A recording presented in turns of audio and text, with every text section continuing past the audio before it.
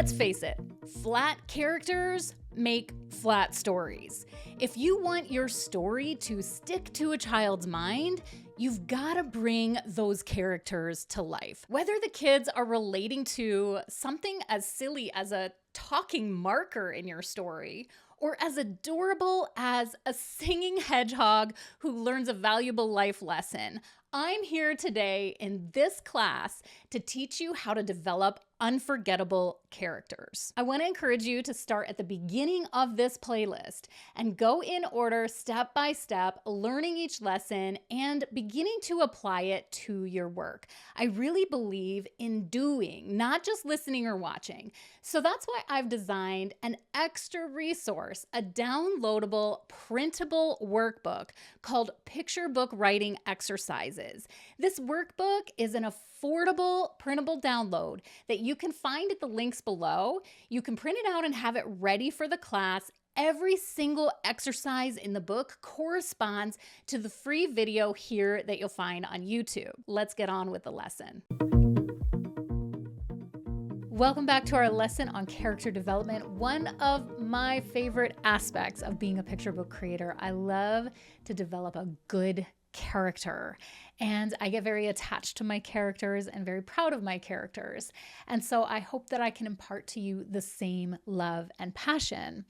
We've come so far in this journey, in this writing class together. We've covered a lot of ground and we're getting to some of the exciting stuff. And in the next module, we put pen to paper, which is when things get really exciting and we start to see fruit from everything that we've learned here in this class. So let's talk about character development. The makings of a good story obviously have good characters, strong characters, interesting, relatable. And how do we craft that as writers?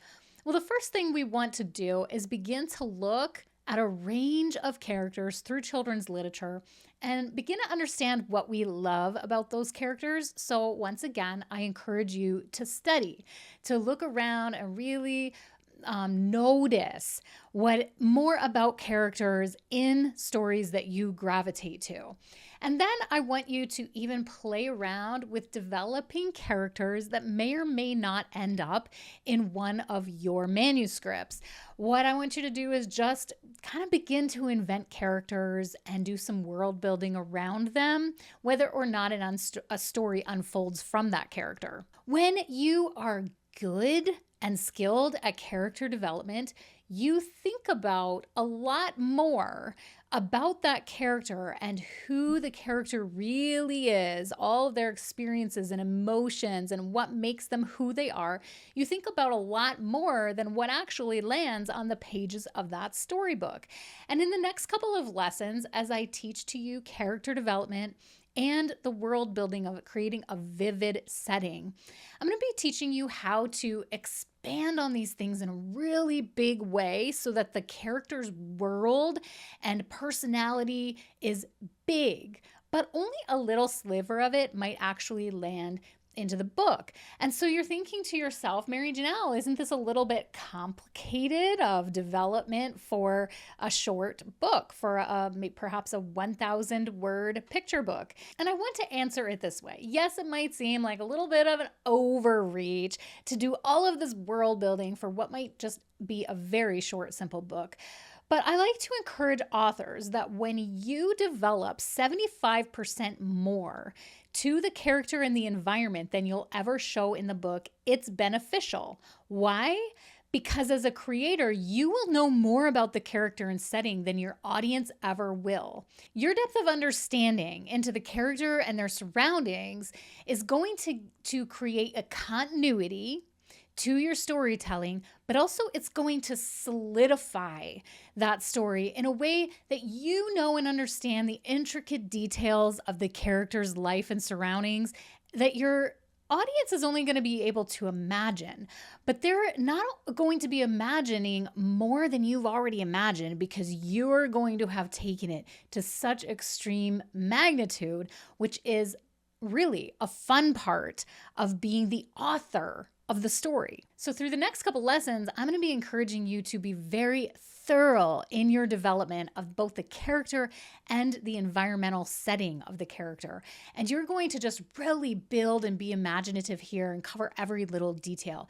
And don't forget, I offer you resources and templates to do this, pen to paper or even digitally. And I'd really like you to print those out and begin to develop your characters through the resources if that suits you. So let's look at the basics of character development. Creating a character in children's literature involves answering several essential questions to build a comprehensive and engaging persona. Here are some key aspects to consider: the name and identity. The character's name and basic identity help establish who they are. This includes their physical appearance, age, and distinctive traits that make them unique and memorable. What's their personality and temperament? Understanding whether a character is restless or calm, cheerful or serious helps to shape their interactions and reactions within the story.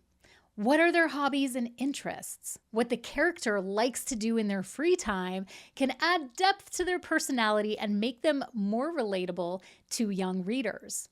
Let's think about their relationships. How a character interacts with friends, family, and adults is crucial. These relationships can drive the plots and contribute to a character's development. Hey there, just a quick intermission from today's lesson. Are you loving the lesson so far? If so, give this video a thumbs up. And don't forget that I have an extra companion to this class called Picture Book Writing Exercises.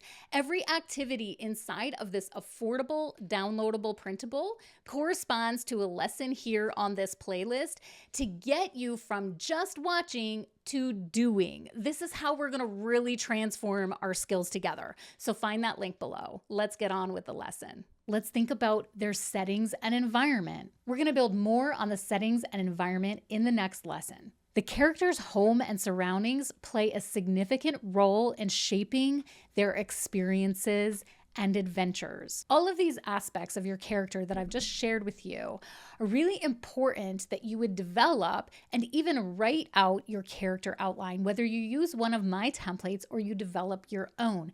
But get this solidified before you even begin to write the story. Now there's another big decision to make, or at least an aspect of character development to think about for the future. Is your character what I like to call a standalone character, a character that will only be featured in this particular story? Or are you intending to develop what I call a reoccurring character, a character who may potentially have an entire series of books, or who you may one day like to develop into other forms of media, maybe a little program or a show or a play? You've got to think about these things ahead of time, because as a standalone character, it's a little bit simpler. You can just develop their character and persona only for the story that you're about to present. But when you are thinking in terms of a reoccurring character who may have a big, wide world of opportunity and many times to present itself over and over, you will want to think on a much larger scale of character development. So let's reiterate here. A standalone character is developed for the purpose of a single story or book with no expectation on further development or appearances in future books or media, whereas a reoccurring character, on the other hand, is designed to appear in multiple stories and books and across different media. And in this case, you would even grow and evolve your character with time and perhaps create a backstory or a deepened personality in order to encounter all the new challenges and adventures that the future opportunities might hold. It's really important to think about these things ahead of time. Now I'm going to use some really big words. I'm going to talk to you about an aspect of character development called humanization and anthropomorphism. I think I said that correctly, anthropomorphism. What are these things? Humanization. Humanization involves making characters or situations more relatable to human experiences, emotions, or conditions, but it doesn't necessarily involve non-human entities like animals acting human. It typically refers to the portrayal of human-like qualities, behaviors, or emotions in characters that are either human or very closely resemble humans. For example, the story may humanize a distant, aloof character, showing their vulnerabilities or struggles, making them relatable and easier for readers to connect with. Now, what's anthropomorphism? Anthropomorphism specifically involves giving non-human entities, such as animals, objects, human characteristics, behaviors, or emotions. This technique is used in children's literature to make animals or inanimate objects act and feel like humans. For example, a talking dog who goes to school and wears clothes and experiences joy and sadness is an example of anthropomorphism. Now, I just want to mention that I personally, in my storytelling and illustration, lean into anthropomorphism. I don't say that word on a daily basis, but that is actually my style and genre, where I love to take an animal and turn it into the main character of a book, and often it has human-like qualities or relatable emotions that the child can connect to. So just to reiterate the key differences, humanization is about making human characters or situations more relatable by highlighting their human-like qualities, where anthropomorphism involves attributing human traits to non-human characters to make them relatable in a similar way. Now I want to share with you an array of various tools for character development. Let's talk about the role of dialogue. Dialogue reveals characters' traits and advances the plot, making it essential for storytelling. It offers insights into the character's thoughts and feelings and personality. So essentially, when you have a dialogue going back and forth between characters, or even if a character is, let's say, talking to themselves, you can create an inner view of what's happening inside of their emotions just simply through what they're saying aloud. And this is an incredible tool for a storyteller to use to reveal parts of the character's emotional life without needing to state, Sammy felt sad. Instead, the character could just drop a hint or a tone that conveys the emotion of being sad, like, I just don't feel up to it, or, yeah, it's not my day. And that conveys a feeling but uses dialogue to do so. Let's look at physical and emotional development. Characters undergo physical and emotional changes in storybooks, reflecting their growth and driving the story's action and resolution. And we always see emotional development through the transformation. So swinging it back around to talking about the conflict and resolution and how that is an outcome that brings a moral lesson, there's going to be an emotional development. So what we need to always keep in mind is making sure to paint a clear picture for our audience of who the character was before the transformation and who they are after the transformation. Evolution of relationships. Let's remember that relationships between characters evolve. They can move from conflict to harmony, or perhaps they just deepen through going through conflict together. There's a reflection of growth and a mutual understanding between characters who grow together.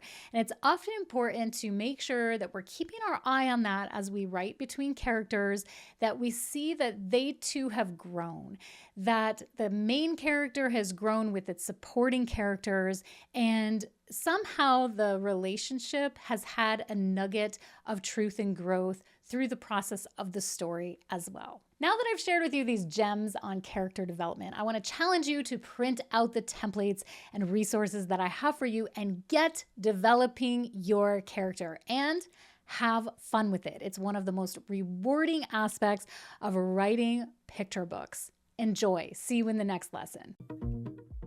Thank you so much for learning with me today here in writing picture books. If you enjoyed this lesson, please give it the thumbs up here on YouTube, share it with a friend, spread the word that there is this kind of educational material for those who dream of writing picture books. Find the links below for the printable companion, the exercises that get you doing, not just watching and listening, but doing is where the real transformation happens. And I can't wait for you to join with me in these exercises and really begin to practice your picture book writing skills. If you're looking for encouragement, accountability, or a space to just grow your skills as a picture book creator, then make sure to subscribe and hit the bell here on the Picture Book Creators channel, because every week I create a video to help support your journey. And YouTube has a feature called Community that I'll be using to inspire you. Make sure to check out all my other helpful videos and do the lessons on this playlist in sequential order so that you can get the most out of them. Until next time, picture book creators, happy writing.